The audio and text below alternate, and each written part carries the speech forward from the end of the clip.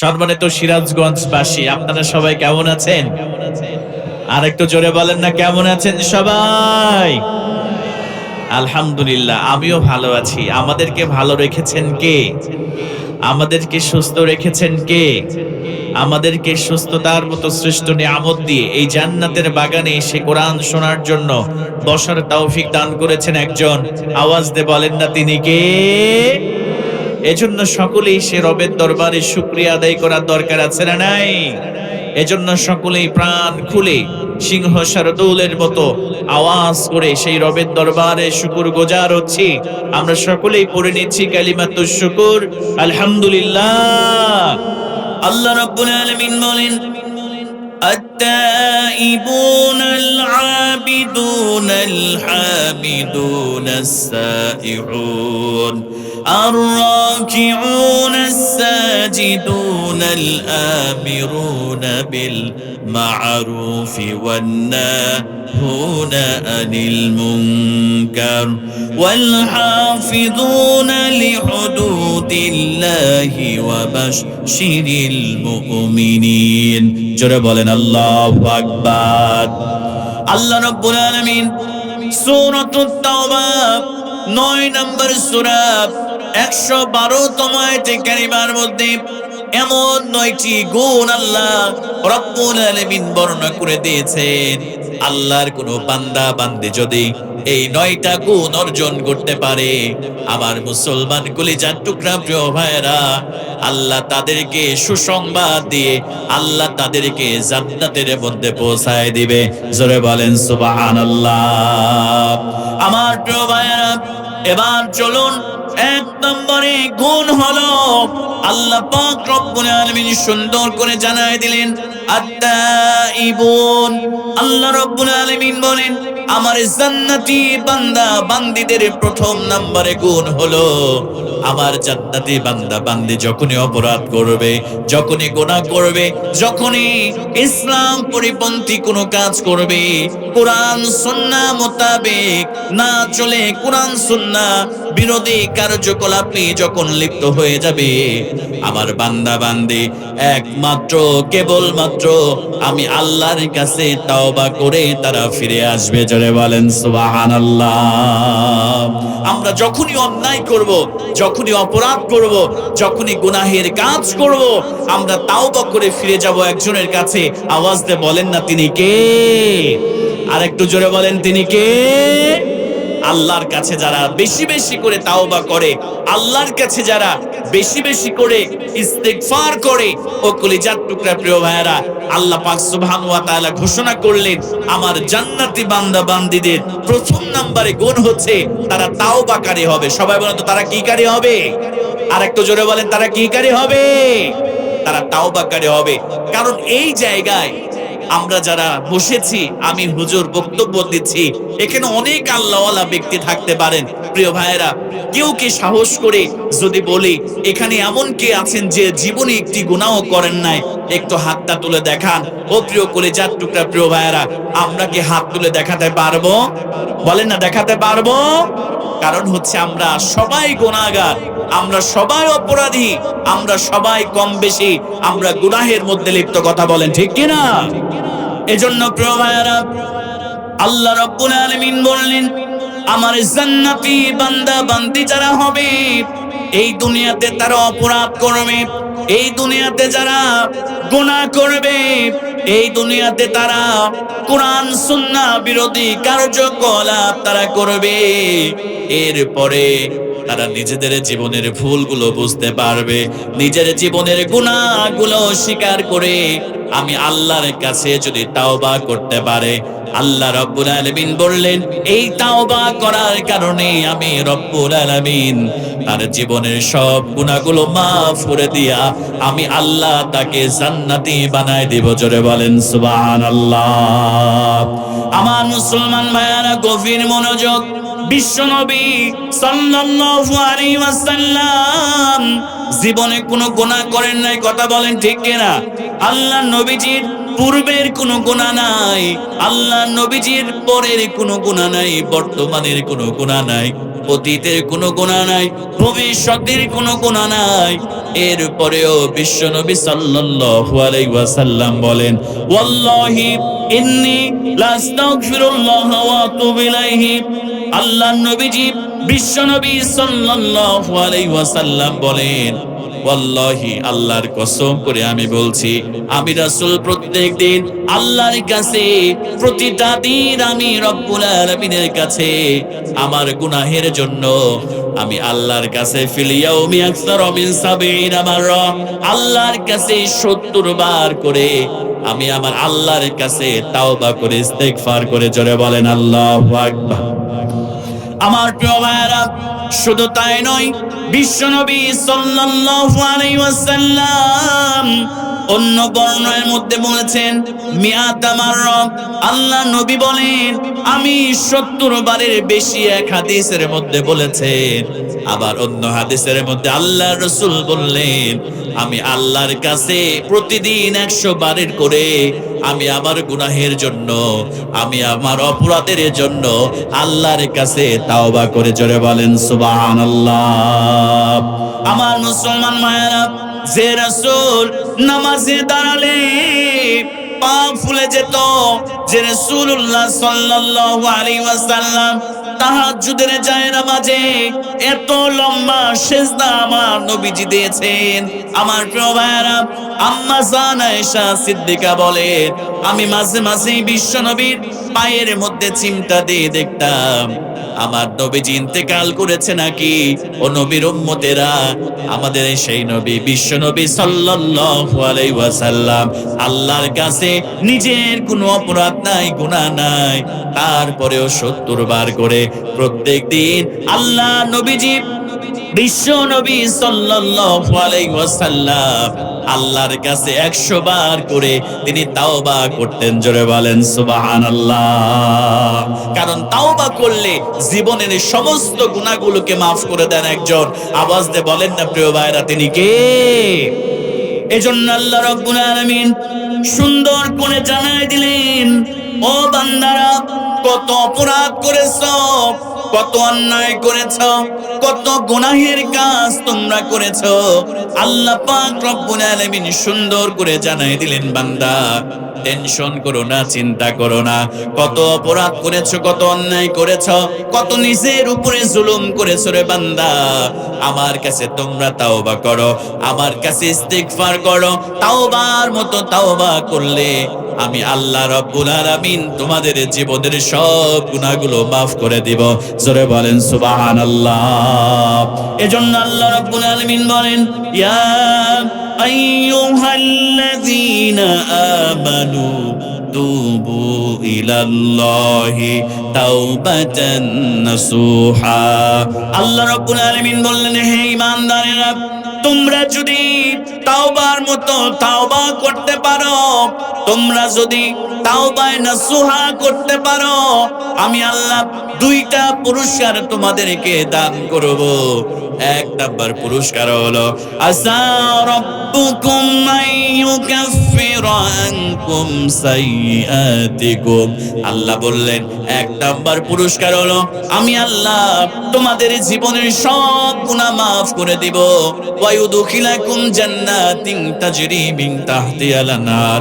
আর আমি আল্লাহ 2 নম্বরে তোমাদের জীবনের গুনাহ মাফ করার পরে এমন একটা জান্নাত তোমাদেরকে দান করব বান্দারে, যে জান্নাতের তলদেশ দিয়া ঝর্ণা ধারা প্রবাহমান। জোরে বলেন সুবহানাল্লাহ। এজন্য আমার প্রিয় ভাইয়েরা, আমরা যদি তাওবার মতো তাওবা করতে পারি, আমরা যদি আল্লাহর কাছে গুনাহের কথা স্মরণ করে চোখের পানি ছেড়ে আমরা যদি কান্না করতে পারি, আমাদের জীবনের সব গুনাহ মাফ করে দিবেন একজন। আওয়াজ দিয়ে বলেন তো প্রিয় ভাইরা, তিনি কে? আমার প্রিয় ভাইরা, তাওবা করলে জীবনের গুনাহগুলো কেমন করে মাফ হয়ে যায় ভালো করে লক্ষ্য করেন। আল্লাহর নবীজি বিশ্ব নবী সাল্লাল্লাহু আলাইহি ওয়াসাল্লাম তিনি যখন মক্কা থেকে মদিনায় হিজরত করে চলে আসলেন, আমার নবীজি রাসূলুল্লাহ সাল্লাল্লাহু আলাইহি ওয়াসাল্লাম তিনি মক্কা থেকে মদিনায় চলে আসলেন, আনসার সাহাবী আর মুহাজির সাহাবীদের মধ্যে আল্লাহ নবীজি ভ্রাতৃত্বপূর্ণ সম্পর্ক সৃষ্টি করে দিলেন। আমার প্রিয় ভাইয়েরা, আনসার সাহাবীগুলো তাদের যদি দুইটা স্ত্রী থাকতো, একটা স্ত্রীকে তালাক দিয়ে মুহাজির সাহাবীদের হাতে তুলে দিত। তাদের যদি দুইটা খেজুর বাগান ছিল, একটা খেজুর বাগান মক্কা থেকে যারা মদিনায় এসেছে আল্লাহর রাসূলের সঙ্গে, একটা খেজুর বাগান তার নামে করে দিত। আমার মুসলমান ভাইয়েরা, আল্লাহর নবীজি একই ভাবে মক্কা থেকে যারা এসেছে আর যারা আনসারী সাহাবী, মদিনার সাহাবী, আল্লাহর নবীজি সাল্লাল্লাহু আলাইহি ওয়াসাল্লাম উভয়ের মধ্যে ভাইয়ে ভাইয়ে সম্পর্ক করে দিলেন, ভ্রাতৃত্বের সম্পর্ক স্থাপন করে দিলেন। আমার প্রিয় ভাইয়েরা, আল্লাহর নবীজি একজন আনসারী সাহাবী সালাবাতুল আনসারী রাদিয়াল্লাহু তাআলা আনহু, আরেকজন মুহাজির সাহাবী ও মুসলমান কলিজার টুকরা প্রিয় ভাইরা সাঈদ ইবনে আব্দুর রহমান রাদিয়াল্লাহু তাআলা আনহুর সঙ্গে ভ্রাতৃত্বপূর্ণ সম্পর্ক স্থাপন করে দিলেন। দুইজনের মধ্যে ভাইয়ের সম্পর্ক স্থাপন করে দিলেন বিশ্বনবী সাল্লাল্লাহু আলাইহি ওয়াসাল্লাম। এবার তিনি তাবুকের অভিযানে যাবেন। ভালো করে লক্ষ্য করেন, তাবুক অভিযানে যাবেন, সাঈদ ইবনে আব্দুর রহমানকে সঙ্গে আমার নবীজি নিয়ে যাবেন জিহাদের ময়দানে। আর সালাবাতুল আনসারীকে বলল, ও সালাবাতুল আনসারী, তুমি সাঈদ ইবনে আব্দুর রহমানের বাড়ি দেখাশোনা করবে, তার স্ত্রীর যে প্রয়োজনগুলো রয়েছে, পারিবারিক প্রয়োজন, সেইগুলো তুমি মিটাবে যতক্ষণ পর্যন্ত আমি তাবুক থেকে ফিরে না আসবো।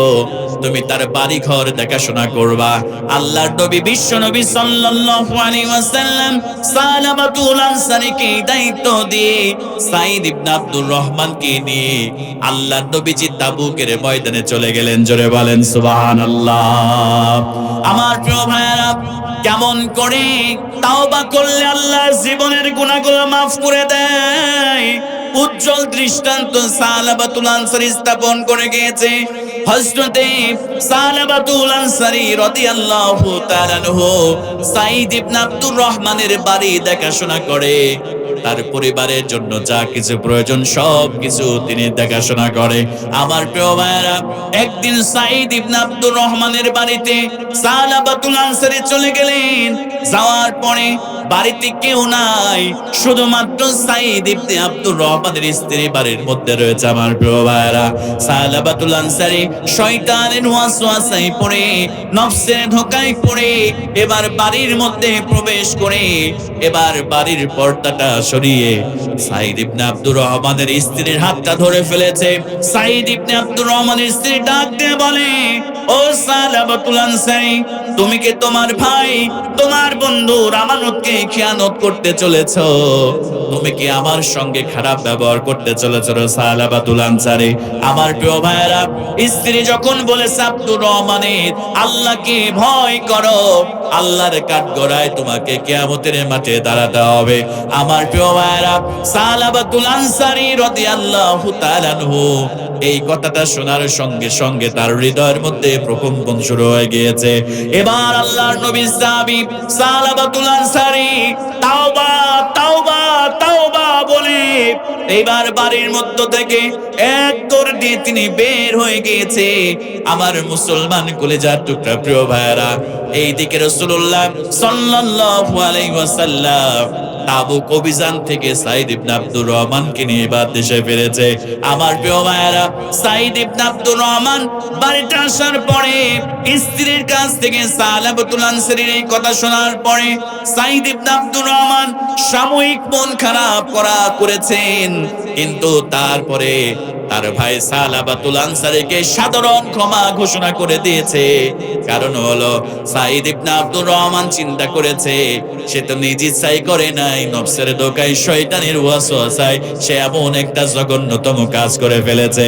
সাঈদ ইবনে আব্দুর রহমান সালাবাতুল আনসারীকে খুঁজতে শুরু করলেন। এবার খুঁজতে খুঁজতে খুঁজতে খুঁজতে সালাবাতুল আনসারীকে পেয়ে গেলেন। ও কলিজার টুকরা প্রিয় ভাইয়েরা, এবার সালাবাতুল আনসারীকে ডাক দিয়ে বলে, আমার প্রিয় ভাই, আমি তোমাকে ক্ষমা করে দিয়েছি, চলো তুমি ওমরের দরবারে চলো যাই, চলো আবু বকরের দরবারে চলো তোমাকে নিয়ে যায়। সালাবাতুল আনসারী ডাক দিয়ে বলে, সাইদ ইবনে আব্দুর রহমান রে, আমি যে পাপ করেছি আমার পাপের ক্ষমা নাই, আমি এইভাবে তোমার সঙ্গে যাব না। আমার দুইটা হাত তুমি আমার ঘাড়ের উপরে রেখে মাথার উপরে বেঁধে দাও, আমাকে অপরাধীর মতো করে তুমি হযরতে আবু বকরের দরবারে তুমি আমারে নিয়ে চলো। হযরতে সালাবাতুল আনসারীর হাতটা বেঁধে ফেলা হলো, অপরাধী মতো করে এবার আব্দুর রহমান, সাইদ ইবনে আব্দুর রহমান হযরত আবু বকরের কাছে নিয়ে গেলেন। হযরত আবু বকর শুনে রাগান্বিত হয়ে গেলেন, ও সালাবাতুল আনসারী, তোমার কোনো ক্ষমা নাই, তুমি এমন একটা কাজ করে ফেলেছো, তোমার ভাই আল্লাহর রাস্তায় জিহাদে গিয়েছে, আল্লাহ পাক রব্বুল আলামিনের হাবিব তার বাড়ির দেখাশোনা, স্ত্রী দেখাশোনার জন্য তোমার কাছে আমানত রেখে গিয়েছে, আর তুমি সেই আমানতকে খিয়ানত করার জন্য তুমি উদ্যত হয়েছিলা, তোমার কোনো ক্ষমা নাই। এবার ওমরের দরবারে গেলেন, হযরত ওমর রেগে গেলেন, তুমি এখান থেকে বের হয়ে যাও। উসমান আলীর কাছে গেলেন, ও মুসলমান কলিজার টুকরা প্রিয় ভাইরা, সালাবাতুল আনসারীকে হযরত উসমান এবং হযরত আলী বের করে দিলেন। এবার সর্বশেষ বিশ্বনবী সাল্লাল্লাহু আলাইহি ওয়াসাল্লামের দরবারে সাইদ ইবনে আব্দুর রহমান সালাবাতুল আনসারীকে নিয়ে আল্লাহর নবীর দরবারে চলে গেলেন। জোরে বলেন সুবহানাল্লাহ। আমার প্রিয় ভাইরা, এবার ভালো করে লক্ষ্য করেন, বিশ্বনবী সাল্লাল্লাহু আলাইহি ওয়াসাল্লামের দরবারে যখন গেলেন, আমার নবীজি এই কথা শোনার সঙ্গে সঙ্গে আমার নবীজি রাগান্বিত হয়ে গেলেন। বিশ্বনবীর চেহারা মুবারক রক্তিম বর্ণের মতো হয়ে গেল। আমার নবীজি বললেন, সালাবাতুল আনসারী রে, আমার দরবার থেকে তুমি বের হয়ে যাও, তোমার এমন অপরাধ তুমি করেছো, এই অপরাধের কোনো ক্ষমা নাই, তুমি আমার কাছ থেকে তাড়াতাড়ি আমার সামনে থেকে চলে যাও। আমার মুসলমান ভাইয়েরা, এবার সালাবাতুল আনসারী রাদিয়াল্লাহু তাআলা আনহু চোখের পানি ছেড়ে দিয়ে এবার বিশ্বনবীর দরবার থেকে এক দৌড় দিয়ে বনের মধ্যে চলে গিয়েছে, পাহাড়ের মধ্যে চলে গিয়েছে। আল্লাহর কাছে ডাক দিয়ে বলে, রব্বুল আলামিন, আমি আবু বকরের দরবারে গিয়েছিলাম, ওমর, উসমান আলী, সর্বশেষ রহমাতাল লিল আলামিনের দরবারে আমি গিয়েছিলাম। আমার নবীজি বিশ্ব নবী সাল্লাল্লাহু আলাইহি ওয়াসাল্লাম তিনি তো আমাকেও ফিরিয়ে দিয়েছে রব্বুল আলামিন। তুমি তো বলেছো লা তাকনাতু মির রাহমাতিল্লাহ, আমার বান্দা আমার রহমত থেকে নিরাশ হয়ে যেও না। আল্লাহ তাআলা, আমি তোমার কাছে আমি তাওবা করতেছি, আমি তোমার কাছে আমার গুনাহের জন্য ক্ষমা চাই। আল্লাহ তাআলা, তুমি আমার জীবনের সব গুনাহগুলোকে মাফ করে দাও। জোরে বলেন সুবহানাল্লাহ। আমার প্রিয় ভাইরা, হযরতে সালাবাতুল আনসারী রাদিয়াল্লাহু তাআলা আনহু রাত যখন গভীর হয়ে যায়, আল্লাহর কদমে সিজদা দিয়ে চোখের পানি ছেড়ে ছেড়ে আল্লাহর বান্দা কান্না শুরু করে দেয়। ও মুসলমান কলিজার টুকরা প্রিয় ভাইরা, এই পৃথিবীর পানি দ্বারা, আটলান্টিক মহাসাগরের পানি দ্বারা, প্রশান্ত মহাসাগরের পানি দ্বারা, আপনি বঙ্গোপসাগরের পানি দ্বারা, এই পৃথিবীর 4 ভাগের 3 ভাগ পানি দ্বারা আপনি জাহান্নামের আগুনকে নিভাতে পারবেন না। কিন্তু আপনি যদি আল্লাহর কথা স্মরণ করে আল্লাহকে রাজি খুশি করানোর জন্য চোখের এক ফোঁটা পানি ছেড়ে দিতে পারেন, আল্লাহর কদমে সিজদা দিয়ে, ও মুসলমান কলিজার টুকরা প্রিয় ভাইরা, আল্লাহর কদমে যদি সিজদা দিয়ে আল্লাহর কাছে যদি নিজের অপরাধের কথা স্মরণ করে, নিজের গুনাহের কথা স্মরণ করে যদি আপনি একটা ফোঁটা চোখের পানি ছেড়ে দেন, আল্লাহর কসম করে বলছি, আল্লাহ পাক রব্বুল আলামিন আপনার জীবনের সমস্ত গুনাহগুলোকে মাফ করে দিবে। দুনিয়ার পানি দ্বারা জাহান্নামের আগুনকে নিভানো বানানো যায় না, কিন্তু এক ফোঁটা চোখের পানির বিনিময়ে আল্লাহ পাক রব্বুল আলামিন আপনার 7টা জাহান্নামের আগুনকে আল্লাহ পাক রব্বুল আলামিন নিভায়ে দিবেন। কথা বলেন ঠিক কিনা? আমার প্রিয় ভাইরা, তাহাজ্জুদের নামাজি সালাবাতুল আনসারী এমন করে আল্লাহর কাছে কান্না করে, আল্লাহ খুশি হয়ে যায়, বিশ্ব নবীর কাছে ওই প্রেরণ করে, ও নবী মুহাম্মদ, আপনার সালাবা দেশে এমন করে তাওবা করেছে, এমন করে চোখের পানি ফেলে দিয়েছে, আমি আল্লাহ খুশি হয়ে গিয়েছি। আমার বান্দা সালাবাকে আমি মাফ করে দিয়েছি। আমার বান্দা সালাবাকে এই সংবাদটা এ রাসূল আপনি তার কাছে পৌঁছায় দেন। জোরে বলেন সুবহানাল্লাহ। আমার প্রিয় ভাইরা, এই জায়গায় শেষ নয়, এবার বিশ্বনবী সাল্লাল্লাহু আলাইহি ওয়াসাল্লাম সাহাবীদের মধ্যে বললেন, ও আমার সাহাবীরা কে আছো? আমার সালাবাতুল আনসারীকে আমার কাছে নিয়ে আসো, কে হাজির করতে পারবা? আমি সালাবাতুল আনসারীকে আমার দরবার থেকে আমি তাড়িয়ে দিয়েছি, কিন্তু আমার আল্লাহ তাকে তাড়িয়ে দেয় নাই। আমার আল্লাহ তার জীবনের সব গুনাহ ক্ষমা করার ঘোষণা দিয়েছে। জোরে বলেন সুবহানাল্লাহ। আমার প্রিয় ভাইরা, এবার হযরত আলী, হযরত সালমান ফারসি বললেন, ইয়া রাসূলুল্লাহ, ইয়া হাবিবাল্লাহ, হুজুর গো, আপনি যদি অনুমতি দেন গো নবী, আমরা সালাবাতুল আনসারীকে খুঁজতে যাব। আল্লাহর নবী বললেন, সালাবাতুল আনসারীকে তাড়াতাড়ি আমার কাছে নিয়ে আসো। হযরত আলী, হযরত সালমান ফারসি চলে গেলেন পাহাড়ের মধ্যে। লোকজনকে জিজ্ঞেস করলো, আল্লাহ রাসূলের একজন সাহাবী একজন অপরাধী কি তোমরা দেখেছো নাকি?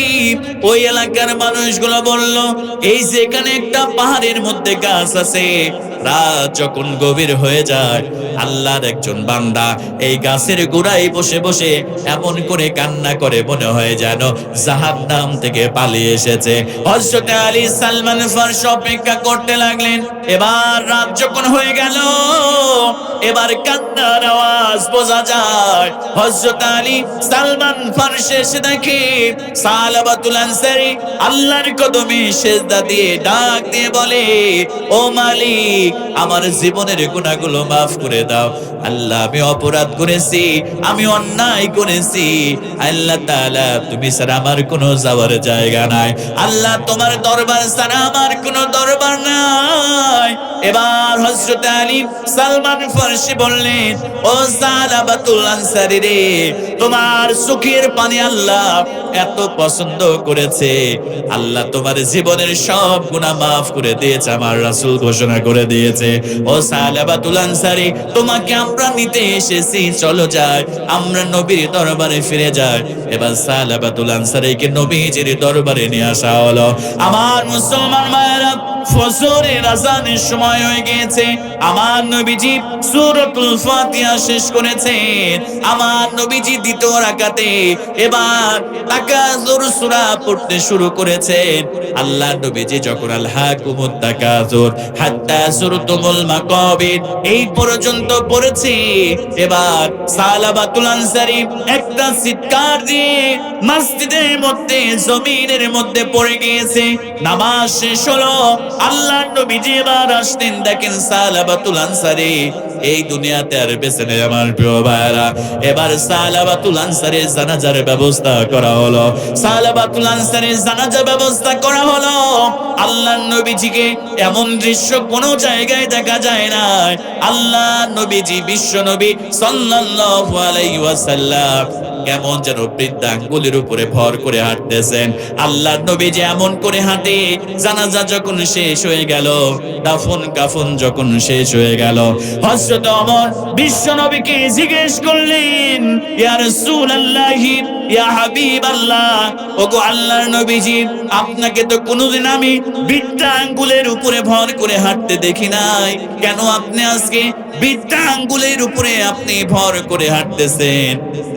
আমার প্রিয় ভাইরা, আল্লাহর নবীজি বললেন, আমার সালাবাতুল আনসারী এত সুন্দর করে আল্লাহর কাছে তাওবা করেছে, আমার আল্লাহ এত খুশি হয়ে গিয়েছে, আল্লাহ রাব্বুল আলামিন লক্ষ কোটি ফেরেশতা এই সালাবাতুল আনসারীর জানাজায়, আল্লাহ হাজার লক্ষ কোটি ফেরেশতা এই জানাজায় আল্লাহ পাঠিয়েছে। জোরে বলেন সুবহানাল্লাহ।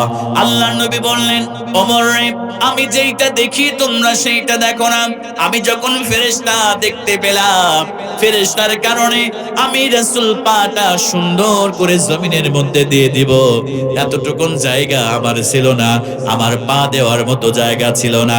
এজন্য আমি রাসূলুল্লাহ সাল্লাল্লাহু আলাইহি ওয়াসাল্লাম, আমি আমার বৃদ্ধাঙ্গুলের উপরে ভর করে আমি হাঁটতেছিলাম। আমার আল্লাহ এই সালাবাতুল আনসারী তাওবাকে এত পছন্দ করেছে, তার জীবনের সব গুনাহ মাফ করে আল্লাহ তাকে ইহকালীন এবং পরকালীন সম্মান আল্লাহ পাক রব্বুল আলামিন দিয়ে দিয়েছে। জোরে বলেন সুবহানাল্লাহ। এজন্য আমার কলিজার টুকরা যুবক ভাইয়েরা অনেকে আছে, ও যুবক ভাইয়েরা ভালো করে লক্ষ্য করো। আজকে যুবকেরা এই যে হাতে হাতে স্মার্টফোন যুবকদের আছে না নাই বলেন তো প্রিয় ভাইয়েরা?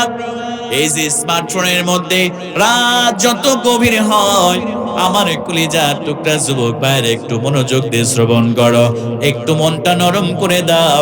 অনেক যুবক আছে রাত যখন গভীর হয়ে যায়, ঘরের দরজা জানালা বন্ধ করে দিয়া, ঘরের দরজা জানালা বন্ধ করে দিয়া যুবকেরা ইয়ারফোনটা মোবাইল ফোনের মধ্যে লাগিয়ে, যুবকেরা নেট কানেকশনটা অন করে দিয়ে রাত যখন গভীর হয়ে যায়, এই মোবাইল ফোনের মধ্যে যুবকেরা অশ্লীল নাটক দেখে, অশ্লীল সিনেমা দেখে, পর্নোগ্রাফি দেখে, হারাম সম্পর্ক করে।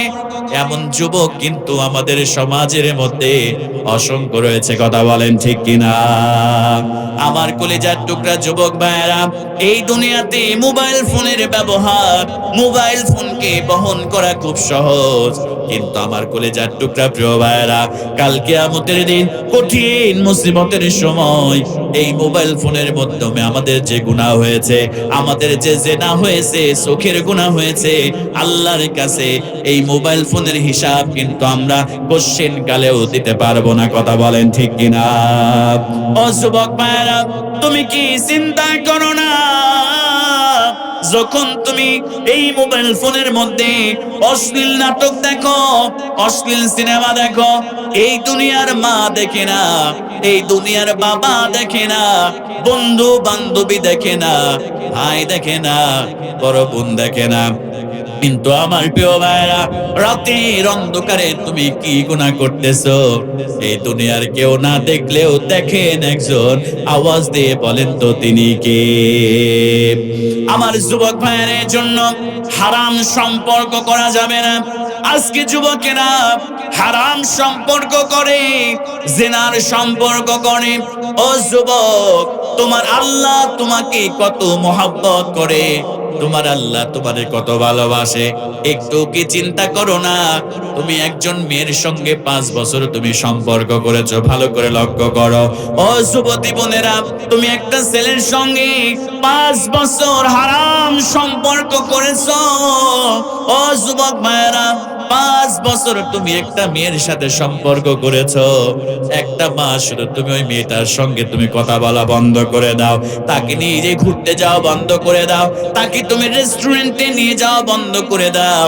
আমার যুবক ভাইরা, 5 বছরের সম্পর্ক 1 মাসের মধ্যে তোমার সঙ্গে ব্রেকআপ হয়ে যাবে, তোমাকে অন্য ছেলের সঙ্গে আবার তোমার গার্লফ্রেন্ড আবার নতুন করে সম্পর্ক করবে। কথা বলেন ঠিক কিনা? কিন্তু যুবক, তুমি কি ভাবো না, 7 বছর বয়সে, 10 বছর বয়সে তোমার উপরে নামাজ ফরজ হয়েছে। ও যুবক, তুমি নামাজ পড়ো না, 5 বছর তুমি নামাজ পড়ো না, 10 বছর তুমি নামাজ পড়ো না, 15 বছর তুমি তোমার রবকে সিজদা দাও না, 20 বছর তুমি তোমার রবকে সিজদা দাও না। আমার কলিজার টুকরা যুবক ভাইয়েরা, 5 বছরের সম্পর্ক, 1 মাস তুমি তার সঙ্গে দেখা করো নাই, এজন্য তোমার সঙ্গে ব্রেকআপ করে দিবে। আর তোমার আল্লাহ 10 বছর তুমি রবের কদমে সিজদা দাও না, রবের নাফরমানি করো, কোরআন পড়ো না, রাসূলের সুন্নাহ পালন করো না, 15 বছর তুমি নামাজ পড়ো না, 20 বছর তুমি তোমার রবকে সিজদা দাও না, তোমার রব তোমার সঙ্গে ব্রেকআপ করে নাই, তোমার রব তিনবার করে দেয়, তোমার রব তোমার জন্য এই জমিনের মধ্যে শাস্তি দিয়ে পাকড়াও করে না। আল্লাহ পাক চায় আমার যুবক বান্দা যদি আমার কদমে সিজদা দিয়ে চোখের পানি ফেলে দেয়, আমি আল্লাহ পাক রব্বুল আলামিন তার জীবনের সব গুনাহগুলোকে আমি আল্লাহ মাফ করে দিব। জোরে বলেন সুবহানাল্লাহ।